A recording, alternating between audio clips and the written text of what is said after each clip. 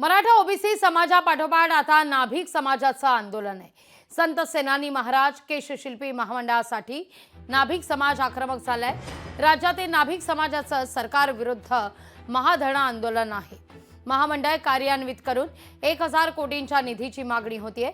12 प्रशासकीय अधिकारी आणि संचालक मंडळाची तात्काळ घोषणा करा असं आता सांगण्यात येत आहे। या सगळ्या संदर्भात महाराष्ट्र अध्यक्ष प्रसाद चव्हाण यांची माहिती देखील आहे। अर्थसंकल्पात केलेल्या घोषणेच्या अंमलबजावणी करता सोमवारी आझाद मैदानात राज्यव्यापी आंदोलनाची हाक देण्यात आली आहे।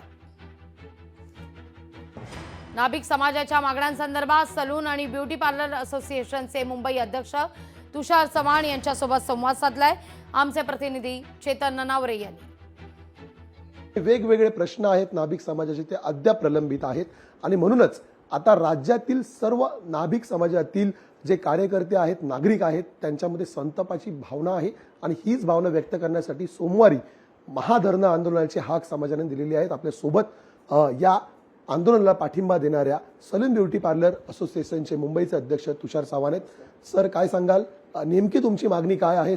त्या 9 महिन्यामध्ये पूर्ण एक बाळ जन्माला येतं किंवा एक पूर्ण निर्मिती होते, तरी पण हे मंडळ अजून अर्धच आहे। हे जे बोर्ड केलेलं आहे, ह्या बोर्डामध्ये जे काही काय बोलतो आपण, ज्याला जो फंड दिलेला आहे तो फंड पण अपुरा आहे। म्हणजे साधारण महाराष्ट्रामध्ये 40 ते 50 लाख नाभिक समाज आहे आणि त्यांना तो फंड देताना 50 कोटीचा फंड पुरा पडणार नाही। त्यामुळे आमची जी सकल नाभिक समाजाच्या वतीने किरण भांगे यांनी जे नेतृत्व केलेले ह्या आंदोलनाचं, तर आमची अशी मागणी आहे की त्याच्यामध्ये 100 कोटीपर्यंतचा आम्हाला फंड द्यावा। त्यानंतर अजूनही त्या मंडळामध्ये, त्या बोर्डामध्ये त्यांची पूर्ण बॉडी तयार झालेली नाही आहे, ना त्यांनी सरकारी अधिकारी दिलेले आहेत, ना अध्यक्ष निर्माण केलेला आहे, ना सेक्रेटरी, म्हणजे ती पूर्ण सदस्यीय बॉडी झालेली नाही आहे। सरकारने याकडे लक्ष वेधावं आणि सलून ब्युटी पार्लर असोसिएशन पूर्ण ताकदीनुसार या आंदोलनामध्ये उतरत आहे।